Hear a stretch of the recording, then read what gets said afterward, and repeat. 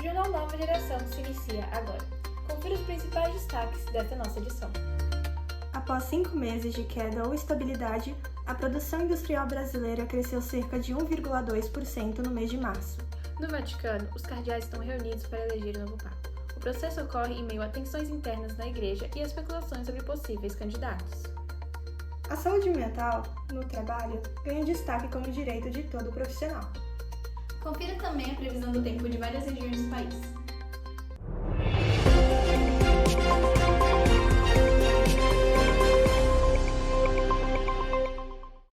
Iniciamos mais uma edição do Jornal Nova Geração.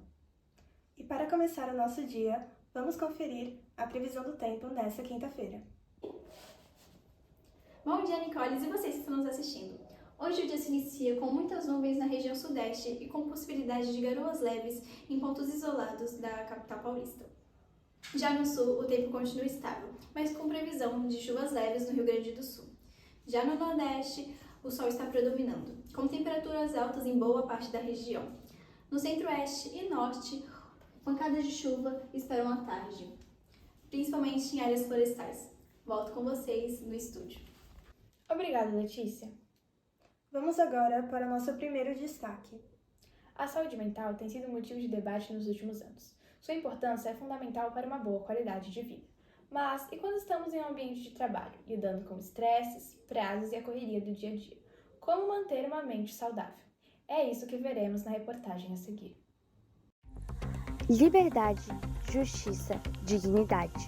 Palavras que carregam peso, que deveriam proteger a nossa existência. Mas, e quando o trabalho, que deveria ser um meio de sustento e realização, se torna o gatilho do adoecimento? No livro A Metamorfose, de Franz Kafka, o personagem Gregor Samsa acorda e descobre que virou um inseto. O choque inicial logo dá lugar à preocupação. Como ir ao trabalho? Mesmo transformado, ele ainda se vê preso ao dever de produzir. Fora da ficção, o cenário não é diferente. Todos os dias, milhares de trabalhadores enfrentam jornadas exaustivas, cobranças excessivas e pressão constante. Tudo isso por necessidade e, muitas vezes, em silêncio. E a saúde mental, que é algo tão essencial, acaba sendo deixada de lado. O Ministério da Previdência Social divulgou que em 2024, o Brasil apresentou um aumento de 68% nos afastamentos por saúde mental em relação ao ano anterior. O número é o maior registrado desde 2014. Por trás desses números, existem histórias reais. A jornalista Isabela Camargo sofreu um apagão durante uma transmissão ao vivo, causado pela síndrome de burnout. Ela relatou que a doença foi desencadeada pelo excesso de trabalho, jornadas exaustivas e pressão constante, resultando em um colapso físico e emocional. O caso de Isabela é um exemplo claro de como o ambiente de trabalho pode ser um gatilho para graves problemas de saúde mental. Eu vivi um burnout ao vivo quando fazia a previsão do tempo. No momento em que eu só esqueci o nome da capital do estado em que eu nasci, eu fiquei alguns segundos sem saber quem eu era, onde eu estava e nem para onde eu ia. A visão ficou turva, a boca secou, o coração acelerou, o estômago embrulhou, as pernas ficaram bambas e teria sido muito melhor se eu tivesse desmaiado. Provavelmente eu teria sido socorrida. Mas como uma dor que não sangra é questionável, eu ainda terminei meu expediente. E aí, quando eu cheguei no médico, eu já estava sob risco de convulsão. Foram algumas pequenas situações que me faziam mal, me faziam me sentir inferior. Como assim, a falta de valorização, você entrega muito e recebe pouco no sentido de reconhecimento. Faltava recursos, tinha que criar muitas coisas. Então, assim, tinham coisas que, assim, eram desnecessárias. Eu já estava sentindo algumas coisas, como indisposição, muito cansaço, falta de criatividade, e as coisas só foram aumentando, aumentando, até que em determinado momento que eu não estava insuportável, eu não sentia vontade de trabalhar. E aos poucos me davam crises assim de choro. Comecei a atrasar muitas coisas, muitas demandas. O principal é você dormir com a sensação de estou em casa, estou segura. E quando acordar, não querer acordar para ir trabalhar. Eu fiquei depressiva, você acaba ficando depressiva, você acaba ficando uma pessoa chata. E à medida que foi se agravando, eu descobri que era ansiedade. Até um dia que eu fui no médico pensando que eu ia infartar. Mas não era infarto. Por quê? A gente nunca pensa que isso pode acontecer com a gente não sabe o que que é. Então, para mim, eu estava infartando de tanta pressão que eu estava sofrendo. E quando eu cheguei lá no médico, ele olhou e falou assim: não, você está com crise de ansiedade. Comigo, eu contei o que estava acontecendo no trabalho. Tive furúnculos também, estava estourando no meu corpo todo, principalmente na perna e na virilha. Depois eu entendi, né? Ele me passou um remédio, e depois, conforme eu fui tratando todas essas dores físicas que eu tinha, o infectologista fez a mesma coisa, deu dois telefones dela, um pessoal de clínica, e falou assim: ó, a qualquer momento, se você precisar conversar, pode ligar para mim que eu venho falar contigo. Teve uma vez que eu fui dar aula depois do almoço, eu tive uma crise de choro. Eu fui chorar no banheiro para os alunos não verem. E teve uma vez que eu não consegui segurar e saí no corredor e demorei um pouquinho para voltar. Tem pessoas que são empáticas, né? Se coloca no lugar da outra. Porém, quem está do outro lado cobrando e tudo, não está percebendo, só está vendo o lado que está acontecendo o caos, entendeu? Não está vendo que existe uma pessoa ali do outro lado que está doente. A empresa não me deu suporte, eu estava muito exausta. Você que é amigo ou amiga, preste muita atenção, tá bom? Alterações de humor, as pessoas vão ter alterações de humor, vão estar um pouco apáticas, abatidas, então você tem que estar atento, tá? Só toma cuidado, né? Às vezes a gente tem aquele hábito de brincar, é bipolar, é isso, é aquilo. Não faça isso, tá? Alteração de humor é um ponto muito importante. Insônia ou perca de sono, problemas de dormir. Se a pessoa confidenciou para você, não estou dormindo direito, fica atenta. Alterações do apetite, pessoas que comem demasiadamente mais ou começam a comer muito pouco. Essa que para de comer, ela começa a ter um emagrecimento, ainda você pode até pensar, tá fazendo dieta. Não, não. Ele pode estar perdendo peso ou ganhando peso por estar comendo pouco ou comendo muito. Então fique atento, tá ok? Ansiedade e preocupações excessivas. Então são pessoas que demonstram uma ansiedade acima do normal. Desânimo. Ela tem desânimo. Poxa, tem coisas que ela gostava muito de fazer, ela está muito desanimada. Baixo autoestima. Baixo autoestima. A pessoa realmente não tem vontade de fazer nada. Você conversa com ela, você vê que ela é uma pessoa apática, uma pessoa que está sempre muito para baixo. Você fala, poxa, acorda, levanta, se mexe. Não, realmente, essa baixa autoestima mexe muito com eles. Perda de interesse em hobbies, então academia, coisas que eles gostam até de falar, de compartilhar. Você percebe que a pessoa houve essa perda. Poxa, sempre, de alguma forma, sempre foi uma pessoa ativa, sempre falou. Então, esteja atento, tá ok? Crise, mas assim de você ver, crise de choro. As pessoas ficam muito fragilizadas, tá? E aí, essa parte de fragilização é muito complicado mesmo. Aumento da frequência de erros. Às vezes a pessoa começa a fazer coisas e ela acaba errando muito. Então ela está com problema de concentração. Devemos tomar muito cuidado, porque às vezes nós aplicamos rótulos, as pessoas falam, eu vou no tio Google, né? Não faça isso. O Google ele não tem essa percepção de o profissional poder estar conversando com você, porque você é único, tá? Então, a forma que você demonstra pode ser diferente do outro.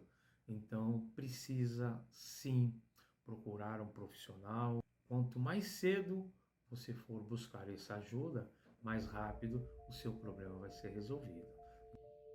Diante desse cenário alarmante, surge uma pergunta: qual o papel das empresas na preservação da saúde mental de seus colaboradores?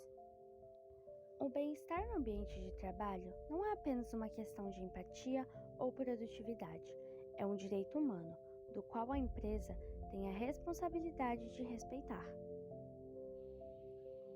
Essa responsabilidade já está prevista em lei. Em 2025, a saúde mental no ambiente de trabalho se tornou uma obrigação legal para todas as empresas brasileiras, com a atualização da norma regulamentadora número 1, emitida pelo Ministério do Trabalho e Previdência. A norma exige que as organizações incluam a avaliação de riscos psicossociais em seus processos de gestão de saúde e segurança no trabalho. Além disso, as empresas devem implementar medidas preventivas e corretivas para proteger seus colaboradores. Com a atualização da norma regulamentadora número 1, que tornou obrigatória a avaliação de riscos psicossociais nas empresas desde maio de 2025, como você acredita que uma organização deve agir para prevenir o desgaste mental dos seus colaboradores? Bom dia. Em primeiro lugar, a empresa precisa se apropriar do que significa a instauração da norma regulamentadora número 1. Isso significa que a empresa precisa estabelecer um mapeamento dos principais riscos que aquele ambiente laboral oferece ao seu trabalhador. Eu vou tomar como exemplo a escola. A escola é um ambiente que conta com vários tipos de trabalhadores. Trabalhadores administrativos, trabalhadores da área pedagógica, trabalhadores que atendem a parte de suporte, né, para que os recursos possam ser oferecidos aos estudantes. Então, antes de qualquer coisa, é preciso entender a dinâmica do espaço laboral. Quais são os agentes que podem acometer o trabalhador de qualquer doença mental? Vamos levar em consideração o professor. O trabalho do professor, de forma geral, é um trabalho exaustivo. Ele trabalha normalmente antes, durante e após a sua jornada. Normalmente em mais que um ambiente escolar.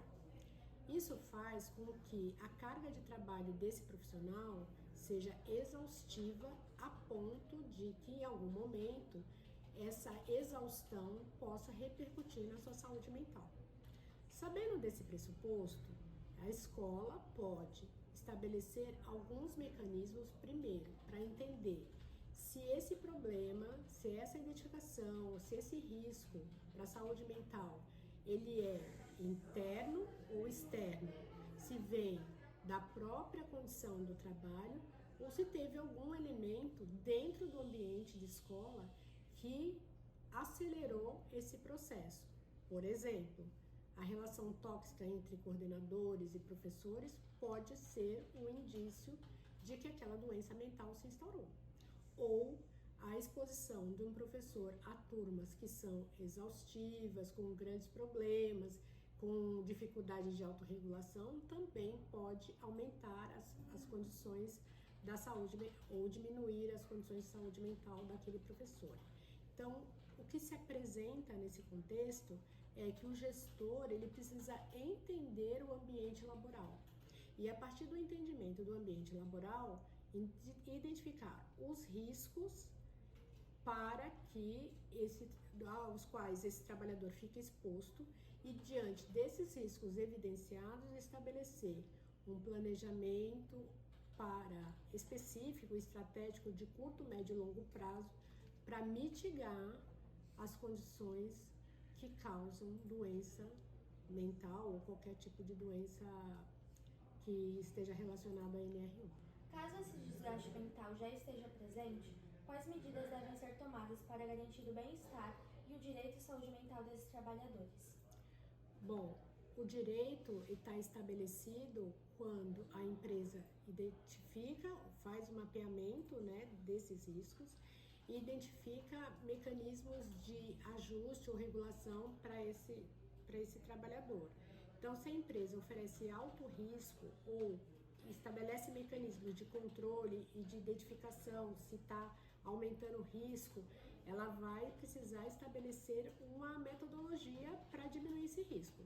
Por exemplo, ainda usando a referência da escola, pode criar espaços de descompressão, onde o trabalhador, no intervalo entre jornadas, ele pode estar no ambiente seguro e sentir menos pressionado pela própria jornada. Ou então oferecer suporte e atendimento psicológico, com encontros regulares, individuais e coletivos, para que aquele trabalhador se sinta acolhido e entenda que ele pode contar com os profissionais adequados para poder dar suporte à sua condição. Ou então estabelecer parcerias com entidades que possam dar esse suporte, com elementos de saúde e bem-estar, como academia, suporte médico, terapeutas, essas coisas. Então, tudo vai depender do grau do risco e da estratégia individual que cada empresa tem. O que a empresa precisa entender é que quando o trabalhador está afastado e esse afastamento fica identificado que foi causado pelo empregador, isso tem uma configuração que é pecuniária, vamos dizer, que repercute em maior pagamento para a empresa. A empresa paga mais nos processos sociais, naquilo que ela tem que pagar. Então, a empresa não é mais interessante deixar isso para baixo do tapete. A empresa precisa tomar uma atitude, ter isso no seu planejamento estratégico, entender a sua realidade, para poder atender o que está determinado pela lei. Porque a lei, ela é erga omnes, ela é para todas as empresas. Então, a empresa que não se adapta, que não se ajusta, ela vai sofrer isso de uma forma financeira, que às vezes pode comprometer a própria viabilidade dela no mercado. Então, ela precisa tomar uma atitude para se adequar à proposta. Liberdade, justiça e dignidade. No ambiente de trabalho, esses valores não podem ser esquecidos, precisam ser garantidos.